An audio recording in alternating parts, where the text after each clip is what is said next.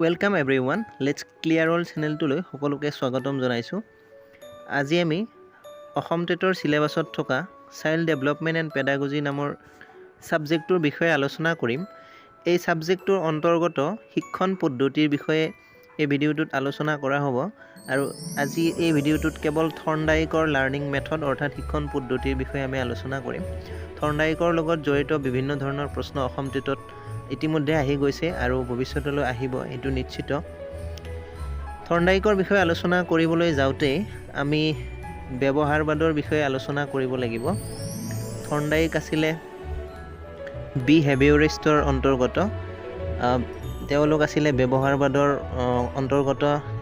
তেওঁৰ লগতে বিহেভিয়ৰিষ্ট আছিলে ওৱাটছন, জন লোকি, থৰ্নডাইক, স্কিনাৰ, কহলাৰ এটসেট্ৰা। এই সকলক ব্যৱহাৰবাদী বুলি কোৱা হয়।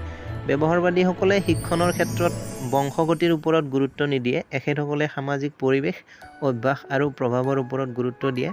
এখেতসকলৰ মতে কোনো শিশুৱে কিবা এটা বিষয় শিকিবলৈ হ'লে সামাজিক পৰিৱেশ, অভ্যাস এইবোৰৰ ওপৰত এইবোৰে যথেষ্ট প্ৰভাৱ পেলায় সিহঁতৰ ওপৰত। কেৱল বংশগতিৰ কাৰণে কোনো শিশুৱে যে শিকিবলৈ পাৰে তেনেকুৱা নহয়। তেওঁলোকক যি পৰিৱেশতে ৰখা হয় বা কোনো কাম অভ্যাসৰ জৰিয়তে যি পৰিৱেশতে ৰখা হয় সেই পৰিৱেশ অনুযায়ী তেওঁলোকক শিকাব পাৰে আৰু সেই অনুযায়ী তেওঁলোকক গঢ় দিব পাৰে।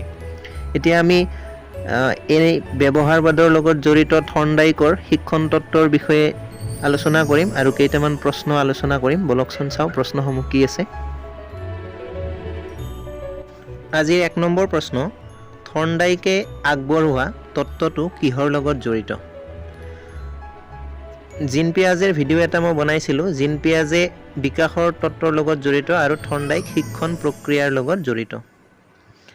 2 নম্বৰ প্ৰশ্ন, থৰ্নডাইকে আগবঢ়োৱা তত্ত্বটোৰ নাম কি? থৰ্নডাইকে শিক্ষণৰ তত্ত্ব আগবঢ়াইছে। শিক্ষণৰ তত্ত্বটোৰ নাম হ'ল ভুল আৰু চেষ্টা পদ্ধতি, ট্ৰায়েল এণ্ড এৰাৰ মেথড। কুৱেশ্যন নম্বৰ 3 লৈ যাওঁ। থৰ্নডাইকে তেখেতৰ ভুল আৰু চেষ্টা পদ্ধতিটোৰ পৰীক্ষা কি জন্তুৰ ওপৰত চলাইছিল? এই যে তেওঁ তত্ত্বটো আগবঢ়ালে এইটো এটা জন্তুৰ ওপৰত অনুসন্ধান চলাইছিলে আৰু এই জন্তুটো আছিল মেকুৰীৰ ওপৰত, মেকুৰী। কুৱেশ্যন নম্বৰ 4 লৈ যাওঁ।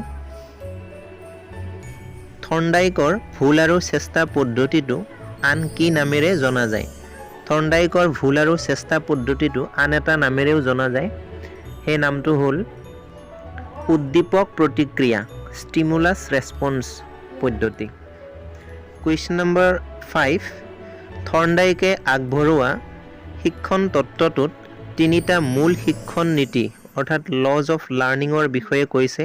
সেই মূল নীতি 3টা কি কি? এই মূল নীতি 3টাৰ ওপৰত বহুত প্ৰশ্ন আহে। নীতিকেইটা হ'ল প্ৰস্তুতিৰ নীতি, অভ্যাসৰ নীতি, প্ৰভাৱ বা ফলাফলৰ নীতি। Lodge of readiness, lodge of exercise, lodge of effect. Question number 6 লৈ যাওঁ। এডুকেশ্যনেল চাইক'লজিৰ জনক কাক কোৱা হয়? এডুকেশ্যনেল চাইক'লজিৰ জনক, উত্তৰটো নিশ্চয় অনুমান কৰিব পাৰিছে। উত্তৰটো হ'ব থৰ্নডাইক। এডুকেশ্যনেল চাইক'লজিৰ জনক থৰ্নডাইকক কোৱা হয়। কুৱেশ্যন নম্বৰ 7, থৰ্নডাইকে কোন দেশৰ মনোবৈজ্ঞানিক আছিল? থৰ্নডাইক কোন দেশৰ মনোবৈজ্ঞানিক আছিল? ইয়াৰ উত্তৰটো হ'ব আমেৰিকাৰ। কুৱেশ্যন নম্বৰ 8, থৰ্নডাইকৰ লগতে আন কোন কোন মনোবৈজ্ঞানিকে শিক্ষণ তত্ত্ব আগবঢ়াইছে? থৰ্নডাইকৰ লগতে আন কেইগৰাকীমান মনোবৈজ্ঞানিকেও শিক্ষণ তত্ত্ব আগবঢ়াইছে। সেইসকল হ'ল পেভলভ, স্কিনাৰ, কহলাৰ, ৱাৰ্থিমাৰ। এখেতসকলৰ শিক্ষণ তত্ত্বৰ বিষয়ে পিছৰ ভিডিঅ'ত মই আলোচনা কৰিম। কুৱেশ্যন নম্বৰ 9, শিশুৰ কোনো বস্তুৰ প্ৰতি উদ্দীপনা সৃষ্টি কৰিব পাৰিলে অথবা উদ্দীপনা সৃষ্টি হ'লেহে শিশুটোৱে বস্তুটোৰ প্ৰতি শিকিবলৈ আৰম্ভ কৰে। এই মন্তব্যটো কাৰ? উত্তৰটো হ'ব থৰ্নডাইকৰ।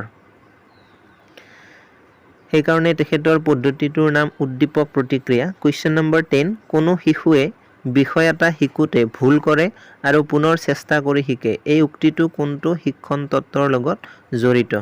থৰ্নডাইকৰ ভুল আৰু চেষ্টা তত্ত্বটোৰ লগত জড়িত। আজিৰ ভিডিঅ'টোত থৰ্নডাইকৰ শিক্ষণ তত্ত্বৰ বিষয়ে আলোচনা কৰিলোঁ।